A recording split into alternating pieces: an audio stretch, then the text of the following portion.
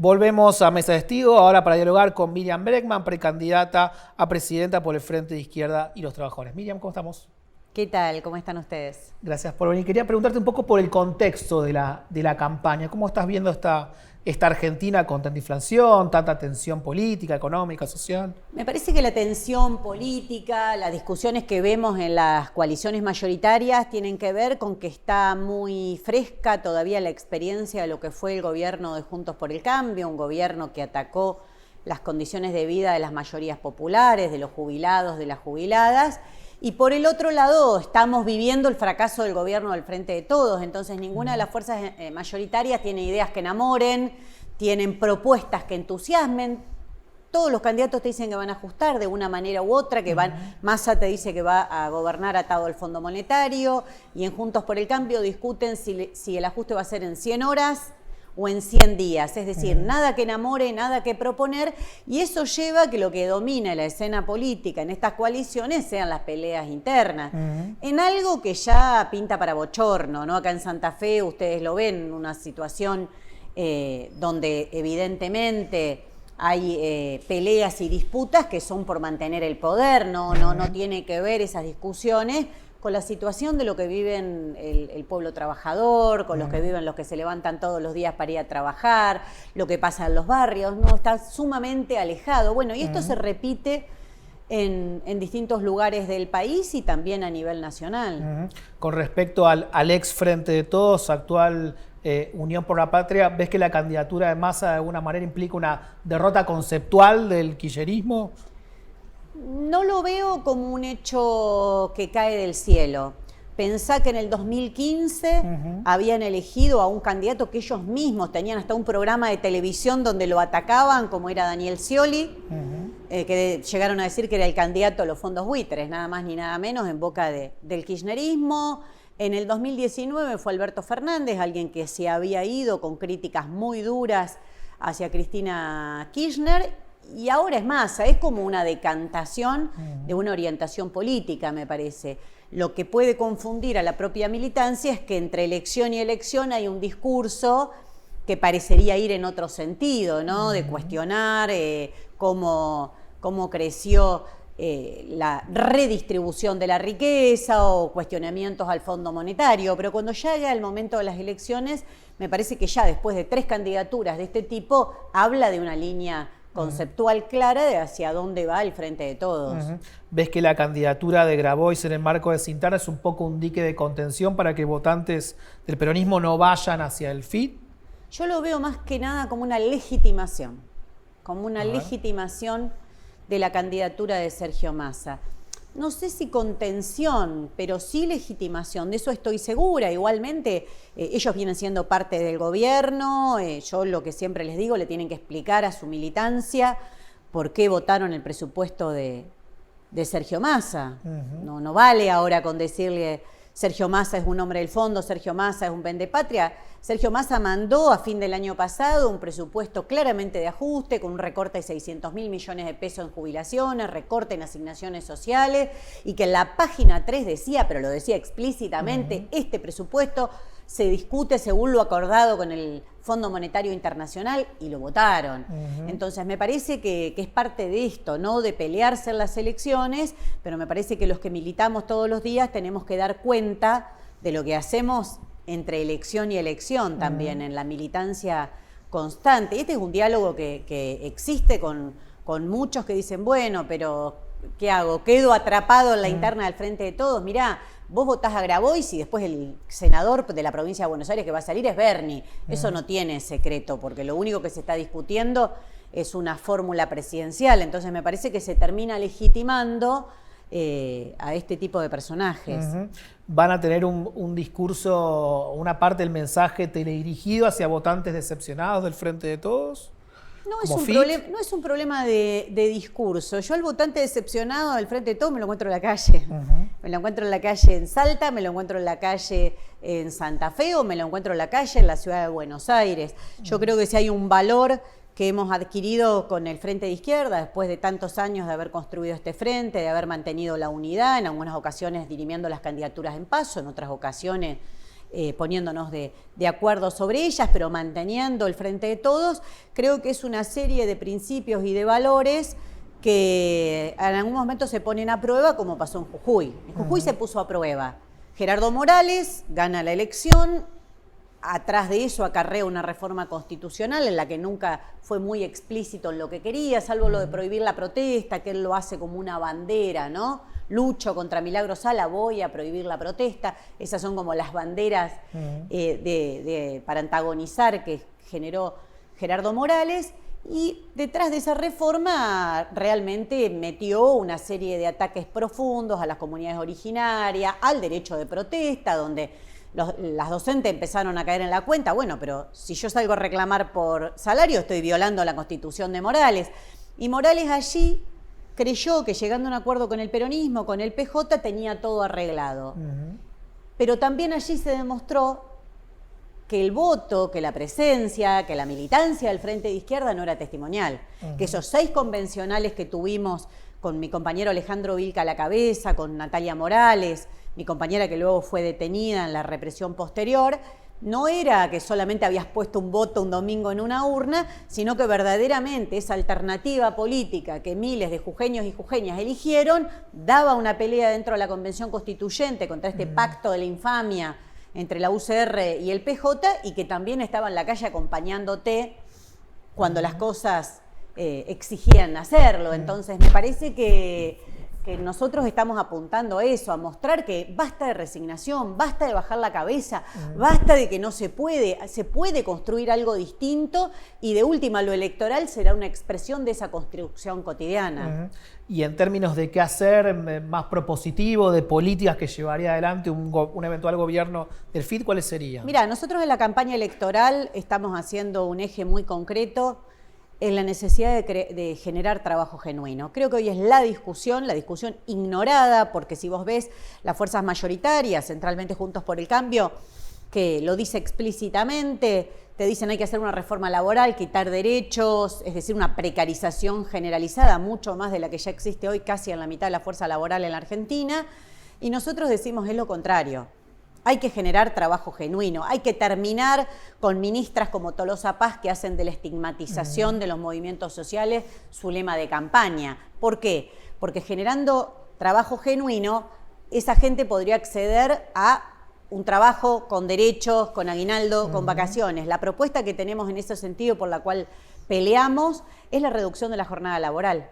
Hoy Argentina tiene una jornada laboral de ya casi 100 años, que fue establecida en el año 1929. Hoy se podría reducir la jornada laboral a 6 horas, con las horas que quedan libres, vacantes, repartirse entre los que tienen un trabajo precario, entre aquellos que no tienen trabajo, y generar 1 millón de puestos de trabajo. Y cuando digo 1 millón de puestos de trabajo genuinos, estoy hablando solamente de las grandes empresas. Solamente esto aplicado a las grandes empresas se podría generar 1 millón de puestos de trabajo genuino. Eso es lo que nosotros queremos pelear, eso es lo que queremos proponerle a los trabajadores y trabajadoras que hoy trabajan 10 horas, que hoy tienen un trabajo precario, esas mujeres que hoy venden comida para mantener su hogar porque no tienen otra tarea, o atienden un comercio dejando 12 horas ahí sin poder ni siquiera ver a los pibes en todo el día. Creo que esa propuesta es una propuesta que ubica la discusión política en otro lugar, que el ajuste no lo paguen los de abajo, sino los que más ganaron en este tiempo, que claramente fueron los sectores más concentrados de la economía. Miriam, van a una paso para dirimir quién va a ser el candidato o la candidata presidencial del FIT. ¿Hay diferencias políticas de fondo o pasan unas diferencias más de falta de acuerdo electoral? No hubo acuerdo electoral, claramente. Obviamente que hay diferencias políticas. Nosotros, en la izquierda, nos gusta debatir bastante, así que ese debate está.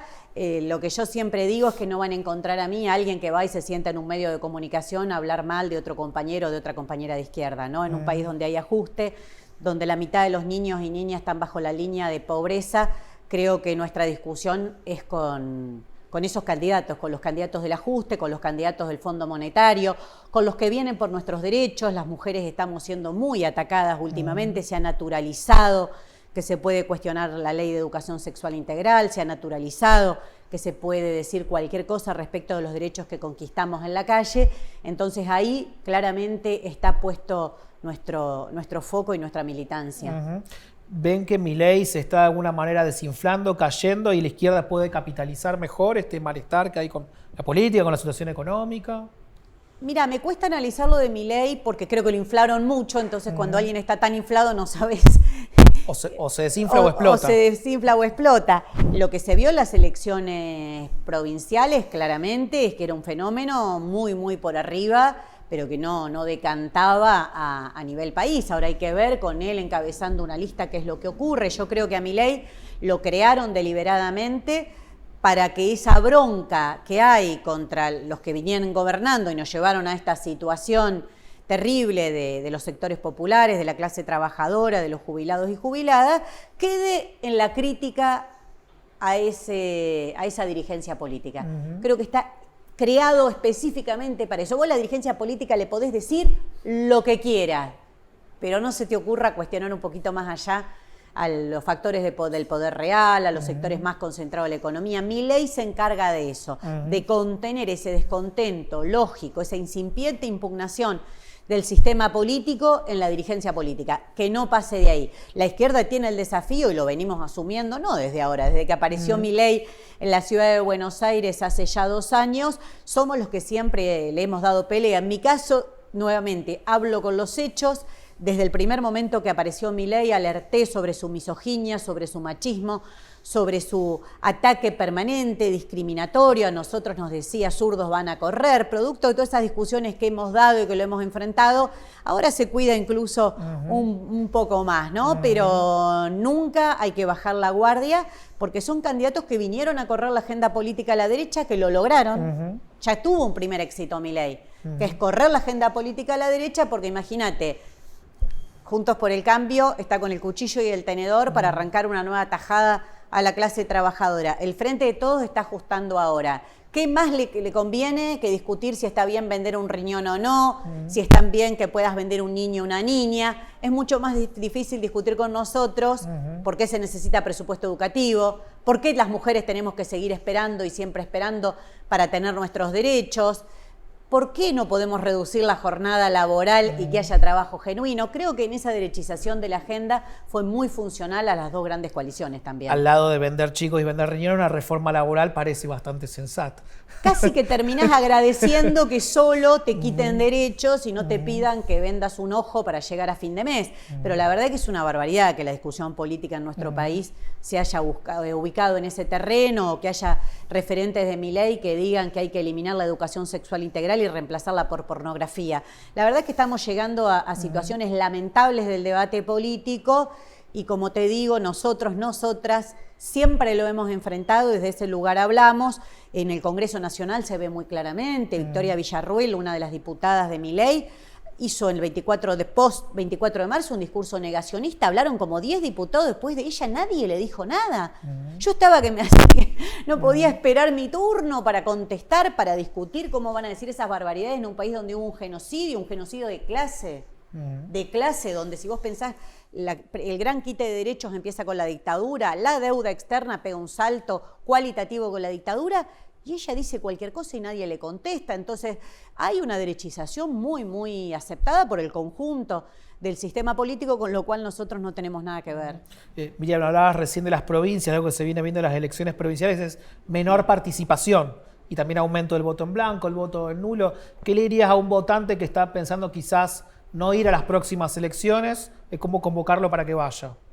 Que la bronca en tu casa no sirve para nada, así como siempre lo convocamos a luchar, a pelearla, a tomar la defensa de sus derechos en sus manos, quedarte con esa bronca contenida en tu casa no sirve de nada, porque hay otros que sí van a ir a votar y que van a terminar decidiendo, y que un voto a la izquierda es mucho más que ir un domingo a poner un voto en una urna o una crucecita en una boleta de papel. Es dar un mensaje político profundo de los que no estamos de acuerdo con esta atadura al Fondo Monetario, que se pague con el hambre del pueblo, que no estamos de acuerdo con que a las mujeres y a las diversidades se nos ataque, que no estamos de acuerdo que el salario tenga que ser esta miseria que soy, que no te alcanza ni para llegar a fin de mes, que no estamos de acuerdo que para llegar a fin de mes te tengas que buscar otro laburo, que queremos pelearla. Creo que la principal pelea política que tenemos hoy es la resignación, ¿no? La derecha está muy envalentonada y los sectores, aquellos que se llamaron progresistas o que tienen sentimientos que por ahí de solidaridad, que compartimos, se ha hecho un trabajo muy grande sobre esos sectores de que no te queda otra, acepta lo que quieras y de última, mira, Massa es menos malo que el otro. Bueno, así llegamos hasta acá. Con esa lógica llegamos hasta acá, pasamos de Scioli, Alberto a Massa. ¿Qué más? ¿Qué más? Bueno, no, hay que pelear por una alternativa propia de los trabajadores, de las trabajadoras, de las mujeres, de las jubiladas. El otro día estábamos con Nicolás del Caño en una feria en el conurbano y 2 mujeres de 70 años se nos acercaron para decirnos 2 cosas. Una, ustedes son los únicos que pueden caminar por acá. Esas ferias que se hacen los domingos, viste, que se venden las cosas que uno tiene en la casa, algo que cocinó. Ustedes son los únicos que hemos visto que pueden venir y caminar por la feria solos y no pasa nada. Y segundo, tenemos 70 años y estamos vendiendo lo que tenemos en casa porque somos jubiladas y no llegamos a fin de mes. Bueno, a mí eso me revuelve las tripas. Yo no lo voy a aceptar, yo no voy a bajar la cabeza y no creo que en un país como el nuestro, que produce comida para millones, que se discute en el mundo qué se hace con la riqueza que hay o en el petróleo o en el litio, todo el mundo discute qué partecita se lleva, esto que dijo Massa, ¿no? La torta de la cordillera, pero esa torta acá no queda nada. Entonces me parece que hay una gran discusión que es dar una pelea de fondo, pero no es adaptándose a que lo único que hay es elegir entre mal mayor y mal menor, ¿no? Sino una verdadera alternativa política e independencia de clase. Miriam, gracias por venir. Por favor, muchas gracias a ustedes. Quédense que seguimos con más Mesa de Testigos después de esta pequeña pausa.